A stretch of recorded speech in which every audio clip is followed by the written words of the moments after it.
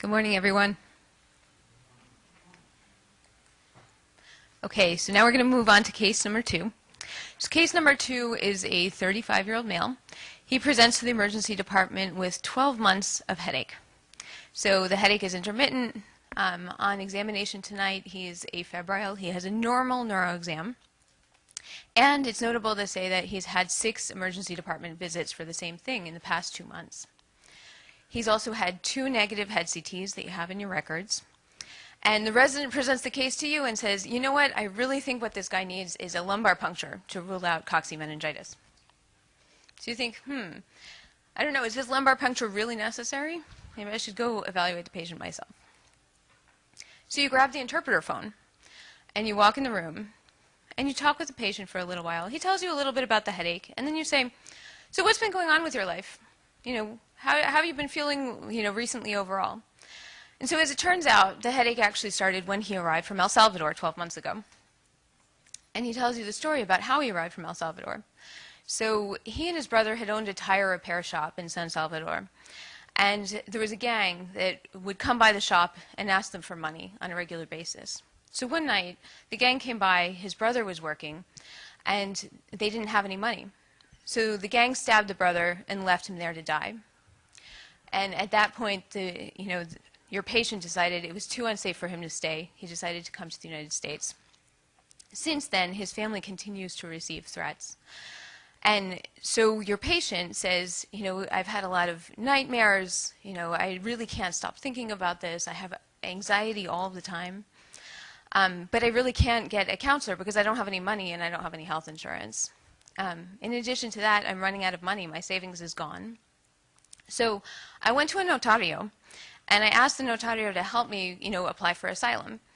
And, what happened was that it was rejected almost immediately. And I found out after the fact that it was because the forms were filled out incorrectly. And so now I just don't know what to do. And so you as the attending, you then go to the patient and you say, thinking about, all the things that you've told me, the first doctor that was here was really concerned with your headache, but to me it seems like maybe what you need is more help with some of these legal issues and for us to help find a way to get you some counseling. What do you think? And so the patient says, well, yeah, the first doctor that came in, he didn't really speak Spanish, so he just asked me questions about the headache and I answered them. And so in that case you say, okay, I don't think the lumbar puncture is really necessary right now. So what's the difference between those two histories, right? Both histories accurately reflect the same patient. But in the first history that the resident took, there was a language barrier. There was a language barrier, and so the directed questions led them to discuss only the headache.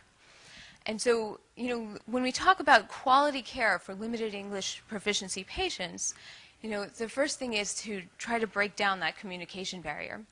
And so the obvious way to do this is to use an interpreter. It almost seems like it's too obvious to talk about, right? If you don't speak the patient's language, get an interpreter. But we all know that that doesn't always happen, right? And it's particularly important in the care of undocumented patients because we're never really going to understand, gain that trust to understand what's going on with them if we have that barrier remain. So what do we know about our own use of interpreters as providers? So the literature is very consistent. So across all specialties, across all different types of location, providers persistently underuse language assistance even when it's available. And so the standard seems to be something more like getting by or muddling through. But we also know there's great evidence that a lot of important outcomes that we care about improve when we do use certified healthcare interpreters. So safety, quality, patient satisfaction, they all improve with the use of formal language assistance. And one of the reasons why this is particularly important in this talk, too, is for patient autonomy. Although there's not as good data, it makes logical sense, right? That, if in the case that your patient is being trafficked, one of the things that we know about traffickers is that they use language to control the interaction. So if you're using the trafficker as an ad hoc interpreter to talk with your patient, you're never going to identify the fact that your patient is being trafficked.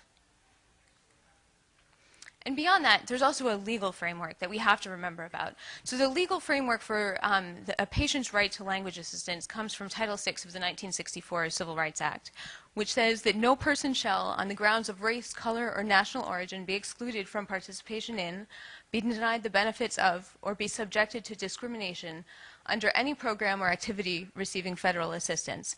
So the national origin part of that, that's been interpreted to mean language as well, and so that's where the legal basis for the right to language assistance comes from. And receiving federal assistance, that applies to pretty much any one of our hospitals, because that could mean Medicare, Medicaid, NIH funding, CDC funding. So if your hospital receives any one of that, then this law applies to you. But beyond the data and also the legal framework, you know, there's also this idea of the us and the them, and that's what you're trying to overcome, really, and you want your patients to feel like you're on their team. So I really like this quote. This is from Trevor Noah's book, Born a Crime. So he says, language brings with it an identity and a culture, or at least the perception of it. A shared language says, we're the same. A language barrier says, we're different.